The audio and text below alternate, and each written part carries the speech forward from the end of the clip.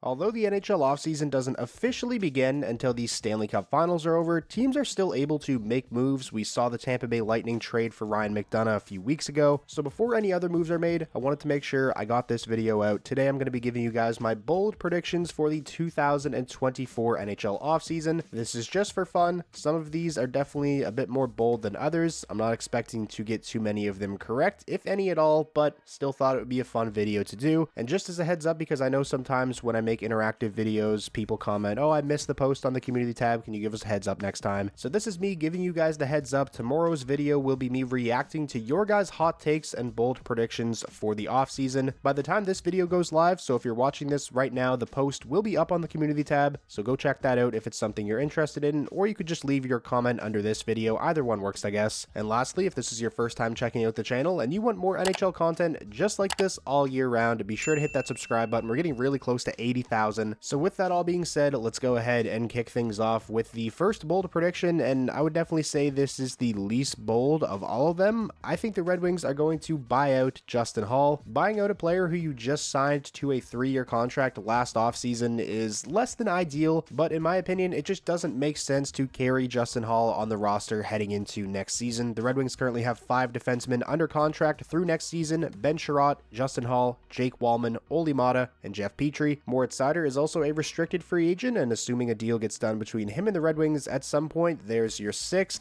I also think Simon Edvinsson is ready to take on a full-time role in the NHL, so there's 7. I would also like to see prospects like Albert Johansson and William Wallinder get a look. The blue line is just really crowded, and it's crowded with a lot of the same names that made up the Red Wings blue line from this past season, a blue line that just wasn't good enough. Justin Holl is signed for 2 more seasons at a cap hit of $3.4 million per. He was fine this past season when he was actually playing, but he didn't play very much. Only got into 38 games, was a healthy scratch more often than not. I've seen some mock trades over the past couple of weeks from Red Wings fans suggesting that they could trade him to a team like Chicago or San Jose for, a mid-round draft pick or something like that. But to be honest, I don't think that works. I don't see why any team would be willing to give up a mid-round draft pick to take on the remaining 2 years of Justin Holl's contract. I actually feel like if there's going to be a Justin Holl trade, the Red Wings would have to attach a draft pick along with Justin Holl to move that contract. So that's why I'm predicting a buyout as opposed to a trade. Using CapFriendly's buyout calculator, gotta make use of all these cap-friendly tools while we can before the site goes dark on July 5th. As if the Washington Capitals didn't already piss me off enough this season of beating out Detroit for that last playoff spot, they go out and are getting rid of one of the most useful tools for hockey content creators. But anyways, don't want to get sidetracked here. That's maybe another video for another time. But the buyout calculator says that the cap hit penalty for Detroit would just be a little over $1.13 million for the next 4 seasons, and with the cap going up, that's not going to have much of an impact on Detroit's cap situation. For me personally, I'd rather deal with that dead cap space for the next 4 seasons than give up a second-round draft pick to ship Justin Holl to Chicago or San Jose. Moving on now to my second bold prediction, I think that Ivan Demidov, a prospect who throughout the majority of this season was looked at as the clear-cut consensus number 2 overall draft pick, the second best player in the class, I'm predicting him to slide out of the top 5 picks in the 2024 NHL draft, and there's a couple of reasons as to why I feel this way. Number 1, it's a very similar situation to last year's draft with Matvei Michkov, where heading into the 2023 draft behind Connor Bedard, a lot of people viewed Matvei Michkov as the second best prospect just based off of,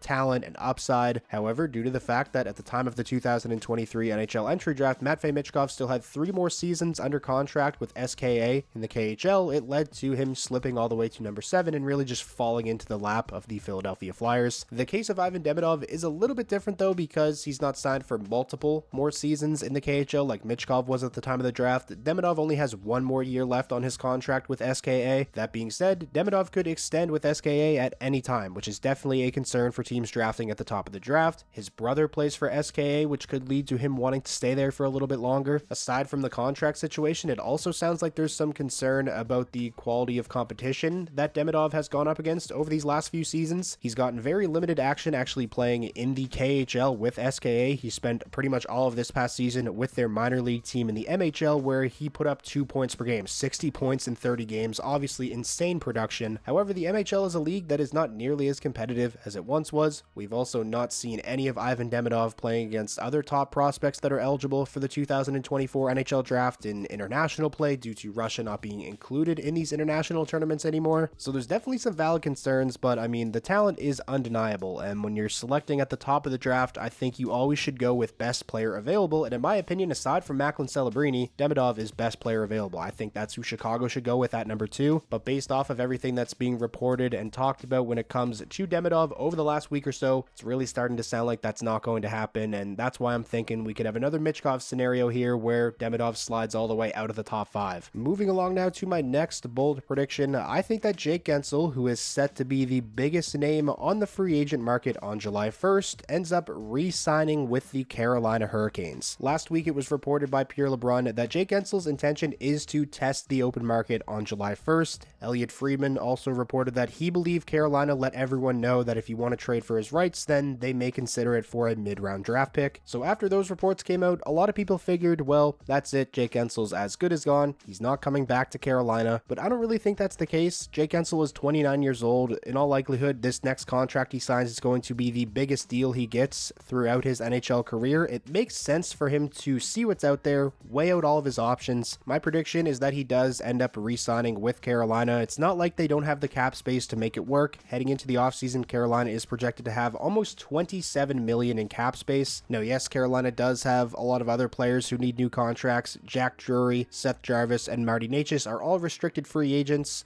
although it does seem like Marty Necas is going to end up being dealt. The Hurricanes also have some notable players from the blue line that are set to become unrestricted free agents: Brady Shea, Brett Pesce, and Jalen Chatfield. But even after re-signing guys like Jack Drury and Seth Jarvis, and even one of those UFAs, I think they'll probably end up bringing back Jalen Chatfield, they'll still have more than enough cap space to give Jake Guentzel the $8 to $9 million deal that I think he's going to be in the market for. Jake Guentzel really fit like a glove in Carolina. After coming over from Pittsburgh at the trade deadline, he had 25 points and 17 regular season games with the Hurricanes to close out the regular season. He was also tied for third on the Hurricanes in playoff scoring with 9 points in 11 games. After the Hurricanes were eliminated from the postseason, Sebastian Aho came out and said how much he liked playing with Guentzel. In my opinion, Carolina has to do everything in their power to get Jake Guentzel re-signed, especially when you consider the fact that the Hurricanes gave up a second, a decent middle six winger in Michael Bunting, and 3 pretty solid prospects to bring Guentzel in the first place, coupled with the fact that Jake Guentzel fit beautifully in Carolina and played really well for them down the stretch. I think it would be pretty devastating to just watch him walk away. Up next on my list of bold predictions for the 2024 NHL offseason, I think that Patrick Kane ends up signing with the Florida Panthers. I've said on the channel multiple times since the regular season ended that I would love it if Detroit was able to re-sign Patrick Kane, but it really just doesn't sound like that's what's going to end up happening. It made sense for Patrick Kane to sign with Detroit in the first place, coming off of hip surgery, so he could get an opportunity to play top line minutes, be featured on a team's top power play unit, and really prove to the rest of the league that he's still got it and he's still capable of being a very productive player coming off of this hip surgery. And during his time with the Red Wings, that is exactly what Patrick Kane did. He finished with 47 points, and despite playing in just 50 games, he was 4th on the team in goals with 20, and actually finished the season as the Red Wings team leader in game-winning goals with 7. He was extremely clutch, and overall I think his 50 games with the Red Wings acted as a great showcase to the rest of the league that he is still more than capable of playing a big role for a team and being really productive in that role as well. And now that Patrick Kane has proven that to the rest of the league, given the fact that he's 35 years old and is an unrestricted free agent again, I think this time around he's going to sign with a team that's a lot closer to Stanley Cup contention than the Red Wings are. And what better team to sign with than the team that is currently up 2-0 in the Stanley Cup Finals, the Florida Panthers. Even going back to before Patrick Kane chose to sign with Detroit in the first place, it was rumored that Florida was one of the teams, in on the Patrick Kane sweepstakes. And even going further back than that, at the trade deadline the prior season when he was dealt to the New York Rangers, Florida was a team that was rumored to be in on him then as well. So the Panthers are a team that have been linked to Patrick Kane in the past, and with them being just an absolute wagon right now, back-to-back Stanley Cup Finals, may end up being the Stanley Cup champions this year, and also being in a state with no state income tax and that has beautiful weather all year round. I mean, that's a free agent destination. Players want to go and play for the Florida Panthers right now, so that's where I'm predicting Patrick Kane is going to end up, especially if they don't end up re-signing their 2 biggest name pending UFAs in Brandon Montour and Sam Reinhart. And now finally, finishing out the video with my last bold prediction, I think that Jacob Markstrom will be traded to the Toronto Maple Leafs. There was a lot of speculation about Jacob Markstrom being traded to the New Jersey Devils leading up to the trade deadline last year, which did not end up happening. It's been rumored that even after going out and acquiring Jake Allen, the Devils are still very interested in acquiring Jacob Markstrom along with the team like the Ottawa Senators, but I'm going going with a dark horse to swoop in and land Jacob Markstrom, which is the Toronto Maple Leafs. There's a connection there. Obviously, current Toronto Maple Leafs general manager Brad Treliving was the general manager of the Calgary Flames when Jacob Markstrom signed with Calgary as an unrestricted free agent. The Maple Leafs are going to be in the market for a goaltender. Their only goaltender under contract heading into next season that's expected to play in the NHL is Joseph Woll. I know the Leafs are very high on Joseph Woll, and he's played really well in pretty much every stint he's had at the NHL level, but he's a guy with injury history. The most amount of games he's played in a single season is 25, so I don't think it's a good idea for the Maple Leafs, a team with Stanley Cup aspirations, to head into next season with Joseph Woll as the starting goaltender and expect him to start 50 plus games. In my opinion, Jacob Markstrom would be the best fit for the Toronto Maple Leafs as a veteran goaltender to come in and share the net with Joseph Woll. I like the fact that Markstrom is not just a one-year fix for the goaltending situation as well. He signed for 2 more seasons at a cap hit of $6 million. Markstrom bounced back in a big way this past season with the Calgary Flames, finished with a .905 save percentage, and according to Evolving Hockey's model, he was 3rd in the entire NHL in goals saved above expected, only behind Binnington and Hellebuck. Markstrom would bring some much-needed stability to the Maple Leafs net. I think he's the best option for them. You know, the free agency class when it comes to goaltenders is pretty weak when it comes to, you know, established starters. Now, there is another big-name goaltender that's apparently on the trade market right now,